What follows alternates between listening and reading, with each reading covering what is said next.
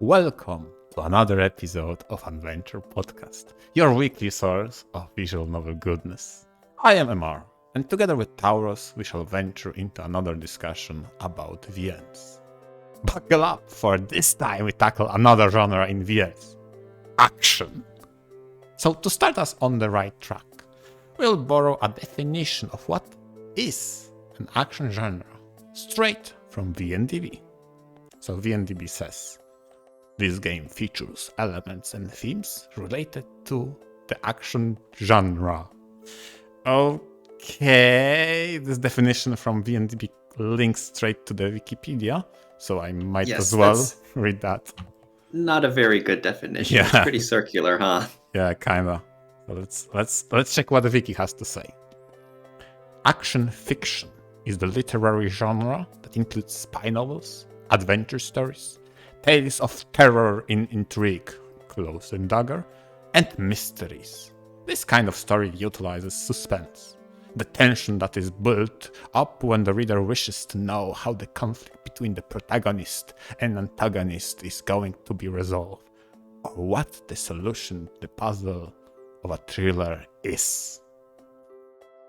Oh, okay. Yeah, the first time I saw that definition, I strongly disagreed. Because it sounds like its definition of an action fiction is just a story that utilizes suspense and tension, knowing how a conflict is going to resolve. And isn't that every story? Like, every story is about you following the main character, hoping they succeed, and there being an obstacle to his path. It's like this feels really limiting if you're just trying to say, label it as action fiction, right, Amar? Yeah, I mean, it's not exclusive to action to use suspense. Mm-hmm. But the more I thought about it, the more I started to like this idea. Uh-huh. Because when you think of a typical action VN, like Fate's Stay Night, just off the top of my head, you have the main character Shiro and Saber who are trying to win the Holy Grail War. And along the way, there are several enemies and all sorts of twists and turns. But ultimately, you want to see this conflict resolve between him and his ideals and all the enemies in his path. And when you think about action, that usually conflates with fast pacing. And sure, there's many fast-paced moments in Fate's Stay Night where you fight the other servants and whatnot, but overall, fast pacing is just one element of an action genre. True. On the flip side, going off the Wikipedia definition, there are plenty of other stories that utilize suspense and tension. Like, if you just imagine a typical anime romance show, there's plenty of suspense and tension there between the will they and the won't they, and the love triangles involved, and how will any misunderstandings. Yeah. Of course, but no one would say that's an action genre. They'd say it's romance.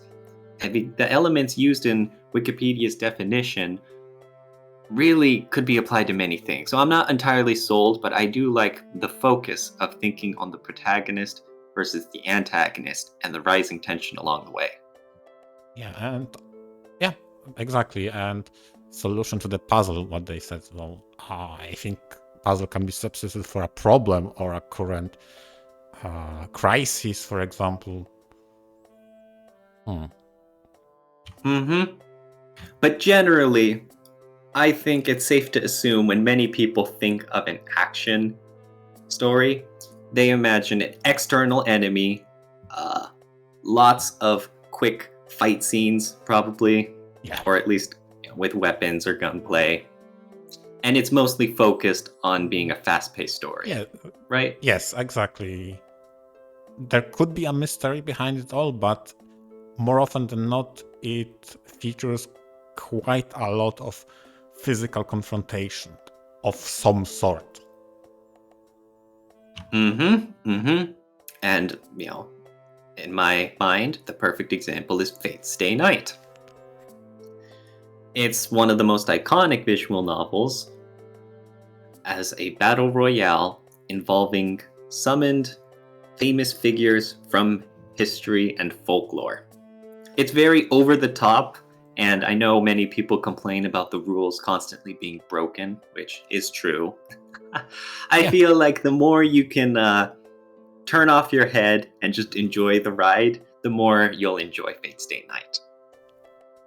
Oddly enough, when it comes to Fate, I am well aware that rules are constantly broken. But I mean, there is a famous saying that rules exist to be broken. And in my opinion, it would be so much easier to anticipate twists if it were unbreakable at all. So, did it bother me how they broke the rules? Not necessarily. I still believe, for me, it was tolerable, definitely. And it suited the blend of mystery, that being who's behind all of that, whose identity is that servant, whose master it is, etc. And on top of that, which role should you be doubtful of? Even though it's an action VN, there are, like you said, various other elements to it. There's the mystery parts where you're not sure who you can trust and who knows what. And then there's just the peaceful slice of life daily segments in between. Yeah. Because you can't have a story with nonstop. That would get tiring really fast if that would be all out actions all the time, nonstop. I think. Goodness, yeah. I think, as much as it memed that there's a lot of cooking episodes in Fate, they had a good idea to separate how the day is the peaceful one, the one that is safe, the one that generally people go about their business. Not saying that they don't prepare for the night, but it's the night when things go down. Yes. Especially since a lot of the cooking scenes were showing up in the first route, which this is the reader's introduction to many of the concepts. So it makes sense that there'd be a lot of info dumps as elements of this Holy Grail war are explained to Shiro and to the reader. Yes, exactly. The main thing I wanted to talk about with Fate Stay Night, though, is in the writing and how writing affects an action scene. I mean, yeah. One common frustration I've seen with many visual novels is that they frequently assume every second of a fight scene needs to be described in meticulous detail. I'm not sure why so many authors will do this, but it seems to be a constant every time, and that's not how you write a good action scene. I think the easiest illustration is if you just go look up a clip of a boxing match, for example, and you really focus on the commentary. The commentators do not go nuts every second of it, describing, he does a left jab, then another left jab, and then he comes across with the attempted uppercut, but he dodges and sees it, and it comes across with a hook the other side, but he blocks it and he jabs it again. They don't talk like that. Yeah. Usually, a lot of the slower paced parts, where maybe they're jabbing and feeling each other out, or they're distancing themselves, they don't talk about the minute details. They'll talk about maybe their approaches, or that one of them is starting off really aggressively or whatnot. But when it comes to the knockout punch, or when things are really heating up, that's when they show a bunch of focus to all the minute details. That's the part that deserves the reader and the watcher's attention. Fate Stay Night is one of those titles where the fight scenes usually play this right. Like in an early fight, basically near the beginning, between Archer and Lancer. They're sparring and feeling each other out, and the narration will discuss how Lancer is keeping Archer at bay, even though Archer is fighting with 2 short swords, by the way. Lancer has the reach with his weapon, and so he plays very defensively and with lots of jabs to force the other man to keep his distance. The VN doesn't really go into massive detail about where Lancer is striking between the eyes and then comes down to the shoulder, and you get the idea. Yeah. They just give the overview and they focus on the flurry of attacks and how they're strategizing, and it still feels like a great fight scene.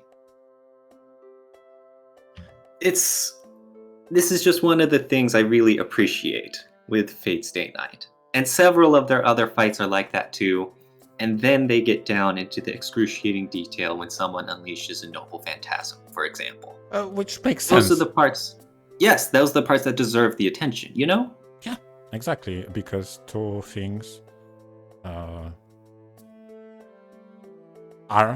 in that moment. You have to explain how that manifestation presents itself, that noble phantasm being the culmination of a hero's journey and story, and that being his signature move, let's say, it deserves a moment, a complete focus on that. It's best to think of the reader as someone watching the fight. And just like how we mentioned before, how you don't want to have a VN that's non-stop, high-stakes pacing, you gotta have the little moments to breathe.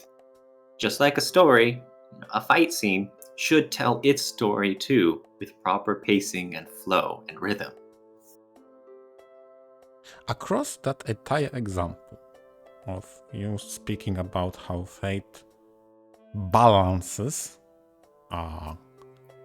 commentary or descriptions from being too meticulous and dragging on and obviously being too brief, so it's a delicate balance, because I think you can also agree if they would skip the details, that would feel rushed in a lot of ways. I wonder if some VNs struggle with that balance due to the fact VN media be having roots in literature, meaning reading over showing, whereas action scenes have a root more in I wouldn't say action movies, but maybe that's actually true. So something that is fast-paced, it's something that mostly shows, doesn't tell. Whereas literature, meaning the books, don't really can have that unless you are like a flip book with the animation if you flip the pages. So but you have to describe it. So the ends do not, and I think across all your examples you were focused on the early ones, so not to spoil, but I specifically remember to this day vividly how phenomenally they did a certain fight in a forest during the first route that sticks to me to this day, of how very brief description of how it looks were accompanied by amazing transitions and scene effects sparkling off the forest shadows, reflecting the clanks and clinks of metal against metal. That was such a great action scene. I remember it vividly to this moment. It's from the first route, and it was glorious. Yes. I'm in the same boat where I vividly remember, also from the first route, I suppose it's not much of a it's not even much of a spoiler to begin with, but it's when Saber first uses her noble phantasm. I see. Yeah. And everything about the fight, how it started, how it led up, how, like I mentioned, they focused on the big picture of how cool the introduction was and the steps leading up to each of them being put on the back foot until Saber went all out.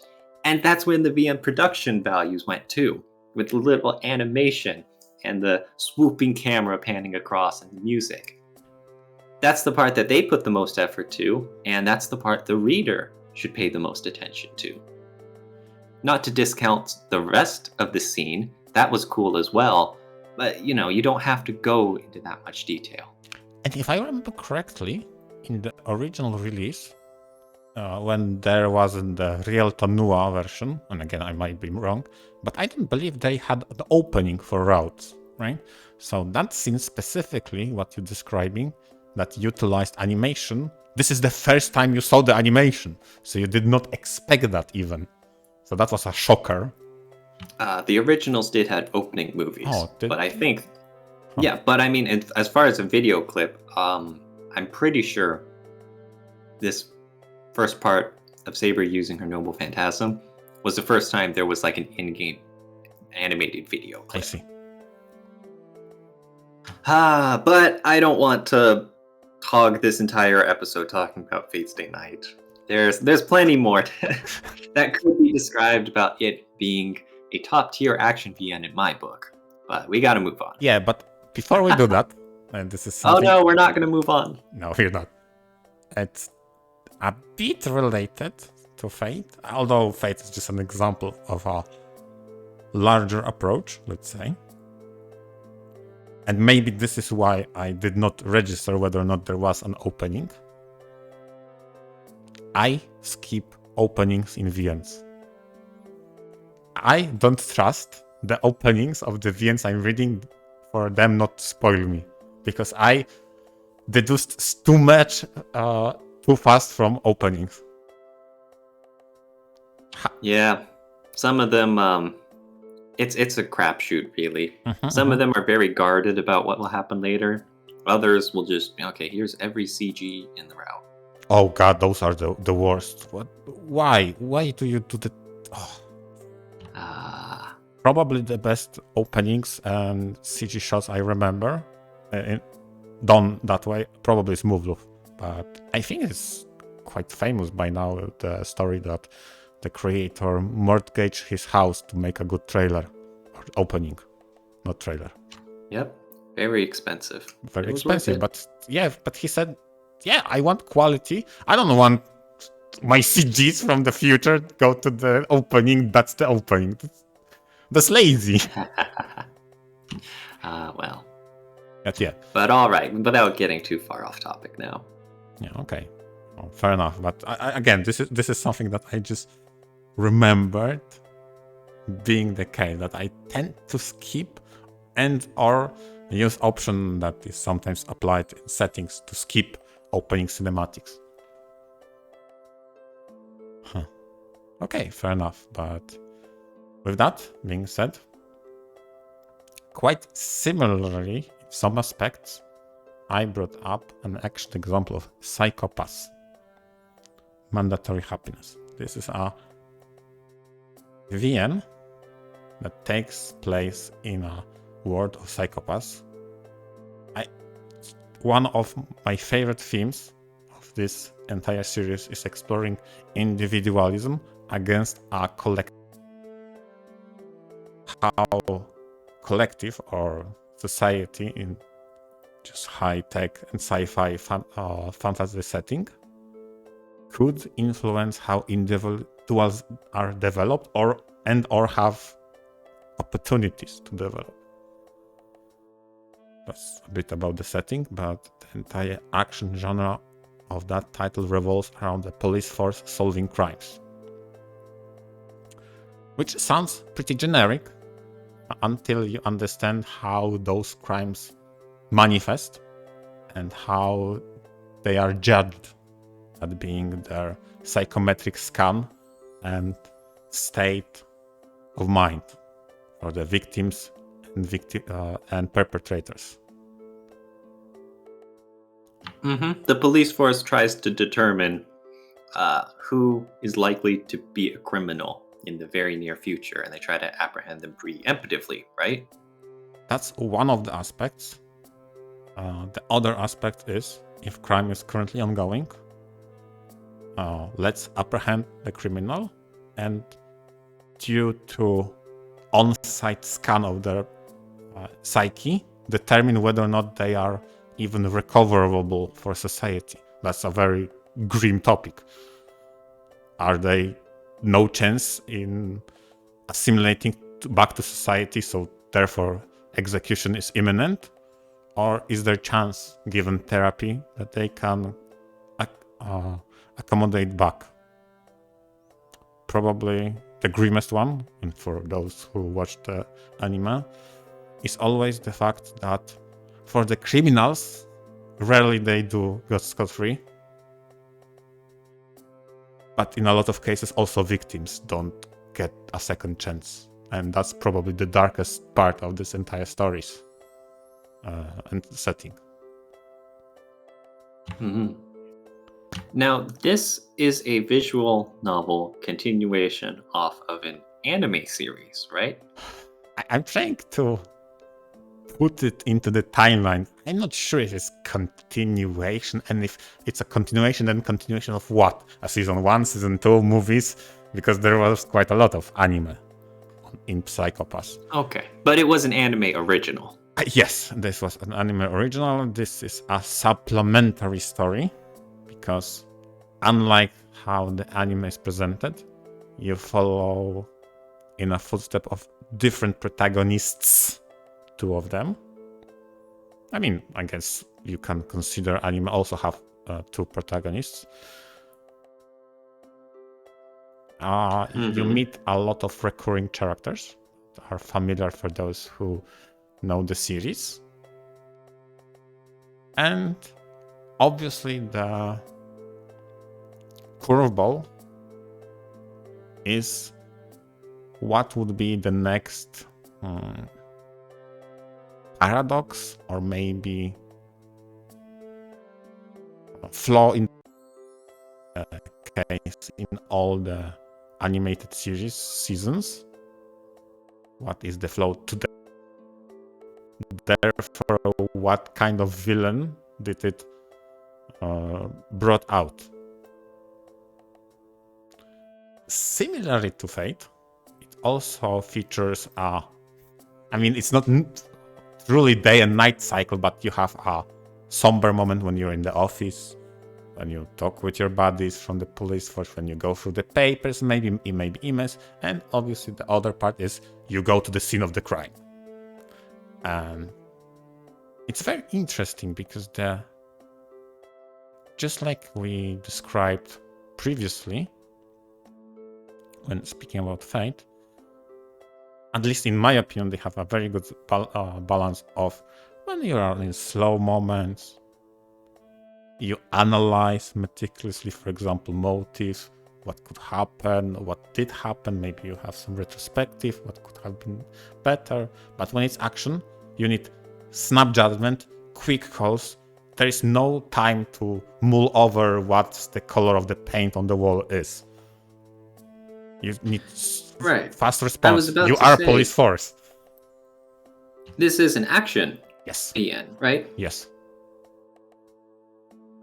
Okay. So primarily this game's plot is about main character police force going out and stopping criminals, and there being some mastermind, right? Yes, exactly.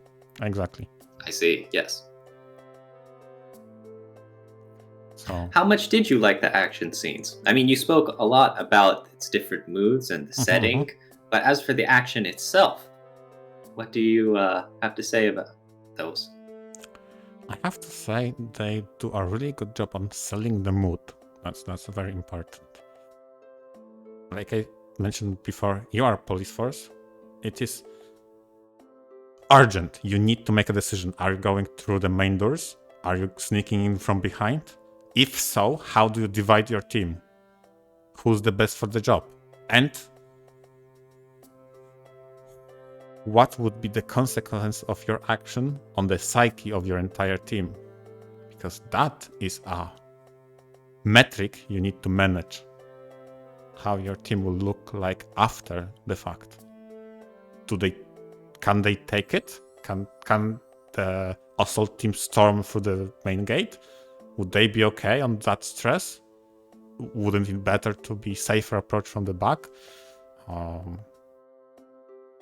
since you got an organized resistance, are you pacify them or you use more lethal force?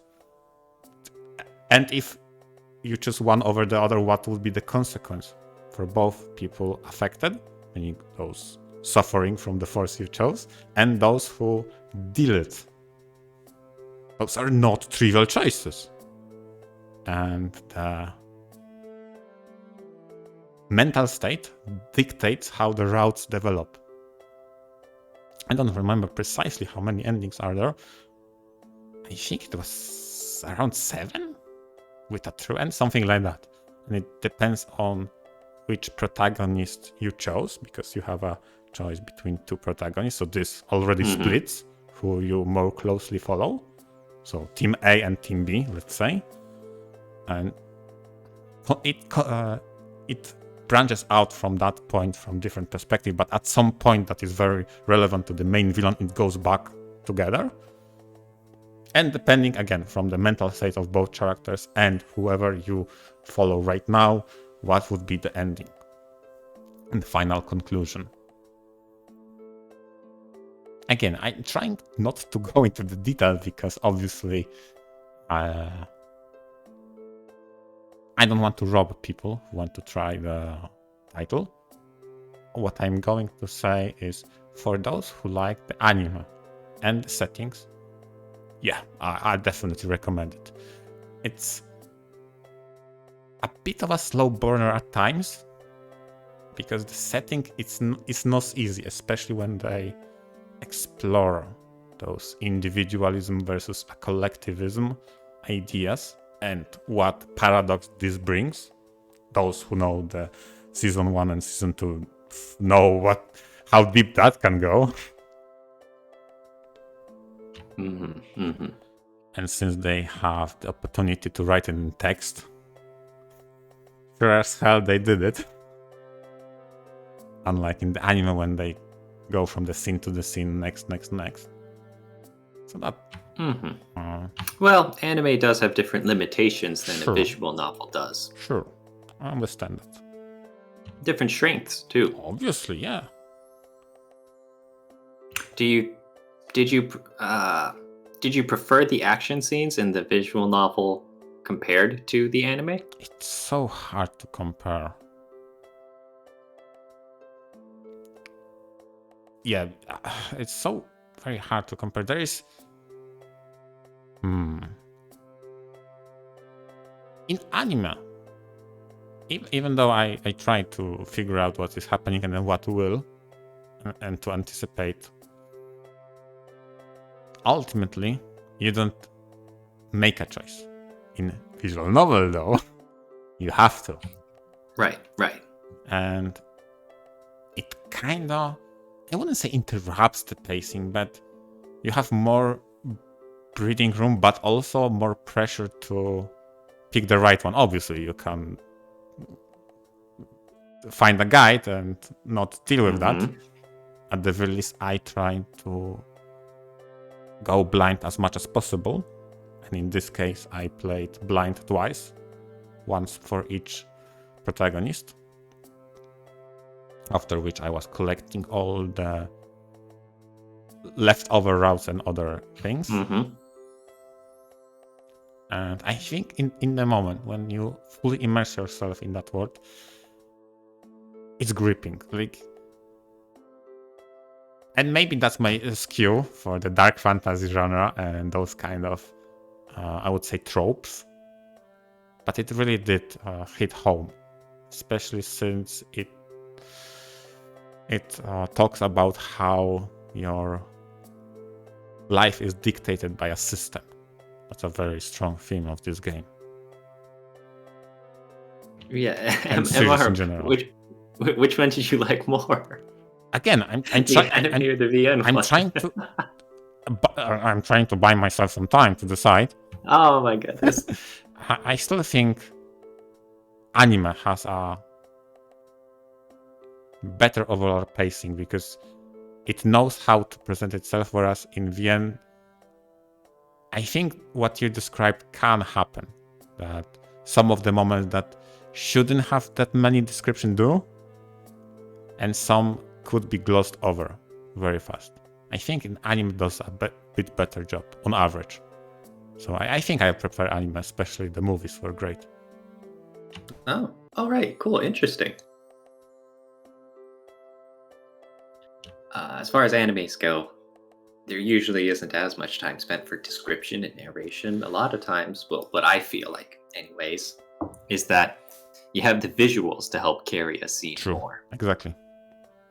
And I think for Psychopaths, which tends to have a lot of really depraved crimes, the visuals go further in their impact. Yeah, I would say so, yeah. That's very interesting. I still would recommend to any fan of Psychopaths to give it a read. Mm-hmm. I did watch the anime, although I never got around to checking out the VN, so this is as good a time as ever to check it out for your rec. Dang. And then, after you're done, you can go back and tell us how you liked it. Maybe, or maybe I don't. That's always the risk, isn't Yeah, it? I know. It's in the backlog of someday. TM. Along with everything else, Yeah. someday I'll check it out. Yeah. There is one thing I finally got off my backlog, though. Ooh. Another action title that I wanted to talk about for today. Mm-hmm. That is a small Western indie project called Death Rule Lost Code. Okay. Okay, the premise is simple enough. Again, it's one of those cliche openings where you have a bunch of people kidnapped and thrown onto an island and told they need to all fight to the death for their survival.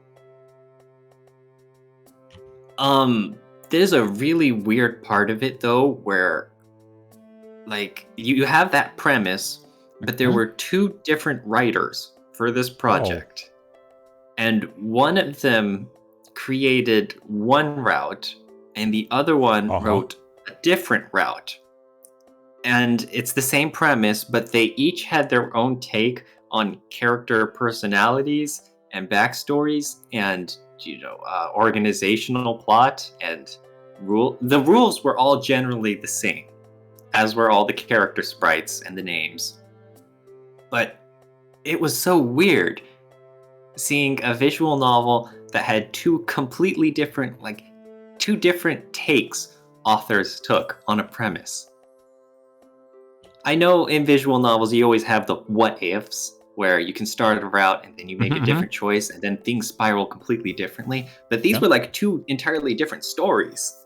I was like, wow, this is a crazy degree of separation. Wait a moment, because you mean to say that on the very start or very early there is a split that dictates the rest of the story?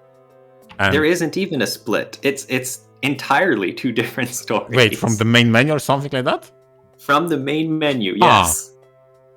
And it's very much like someone gave these two authors a prompt and gave, the characters and the artwork and the premise, and they said, write a story with this prompt. And they each went their separate ways and just went writing. Okay, now I need to ask that. Do those stories, A and B, right? Or version A, version B, share characters? They share characters in name and, sprites. So, of course, there is a character whose name is Morgan, and she is a blonde lady. But it's they don't have the same backstories in each of the routes. Weird. It's like actually, it's not even appropriate to call them routes, really. It's so. Yeah, that's so unorthodox. It's basically you have a Morgan version A and a Morgan version B. Yep, exactly. Ah.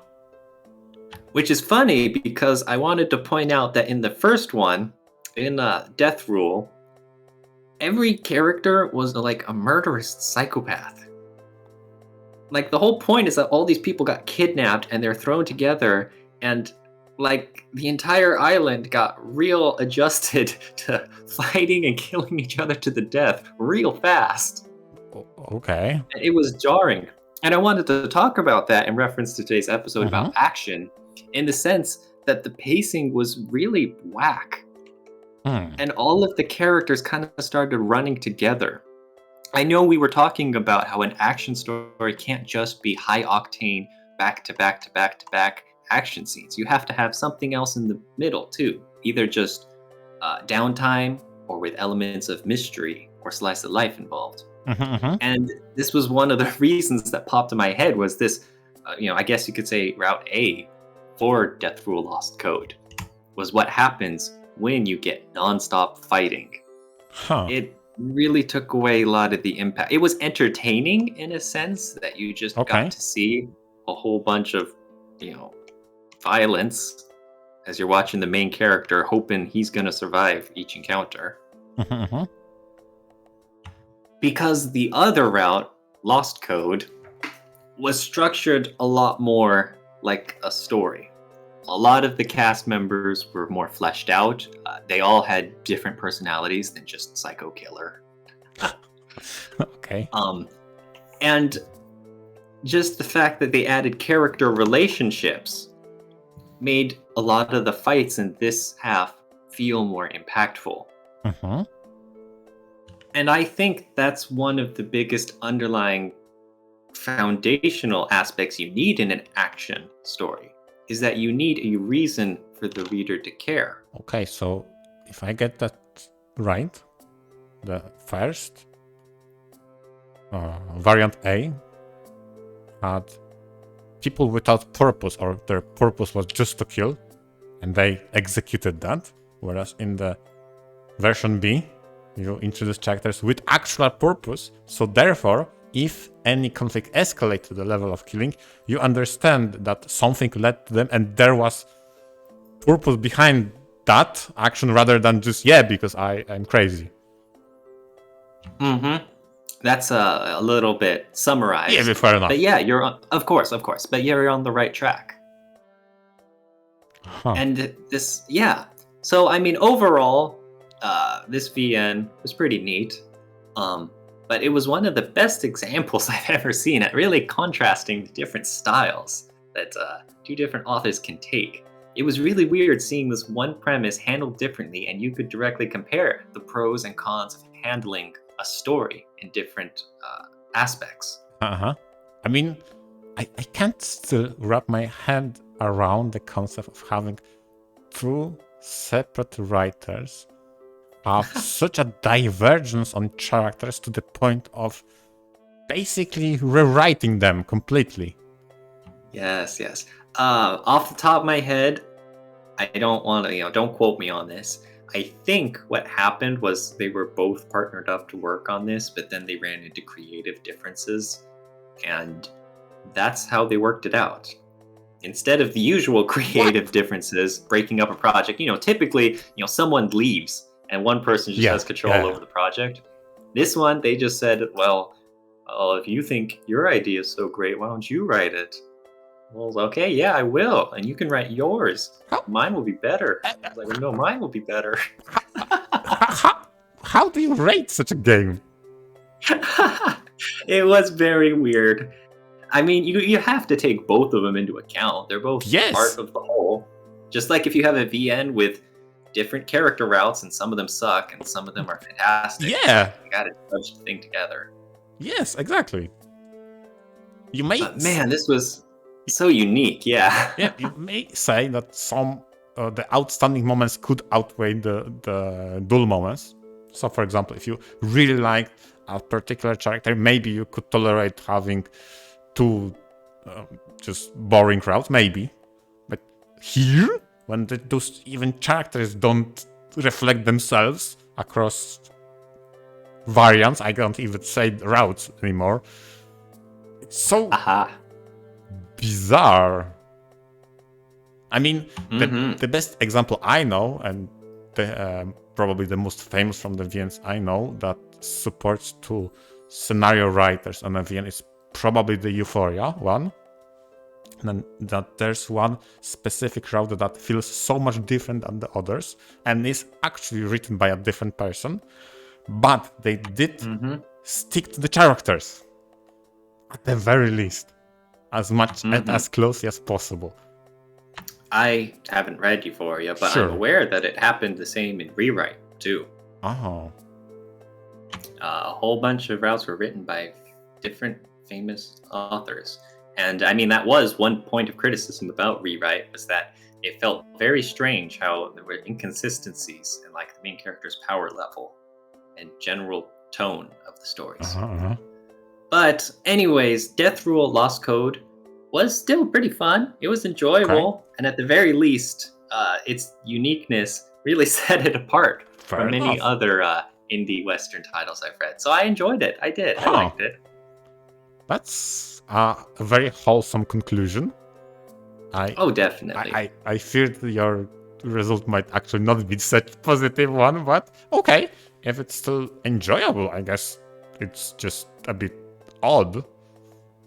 But if it works and it's fun in its own special way, then sure, why not?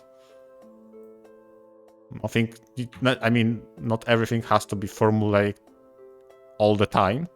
Although this one is, I have to say, bizarre, so I can't fully wrap my head around. Yep. And I probably won't ever see another VN handled this way again. Crazy. Yeah, crazy. Huh. That's a very interesting title to end the episode on, because we're running out of time. At the very least, the version A showcased what happens to the story for when it encounters non-stop action. Sometimes too much of a good thing is a bad thing. Yeah, sometimes need the support. Yeah, sometimes less is more. Like you said with the description for the fights. Sometimes. Oh boy. Yeah. Yep. But yes, so I hope everyone enjoyed this episode. I know there are many action visual novels I enjoy, and I'm sad I couldn't talk about more of them. But hopefully all you listeners enjoyed. Yeah. Thank you everybody for listening, and have a good day.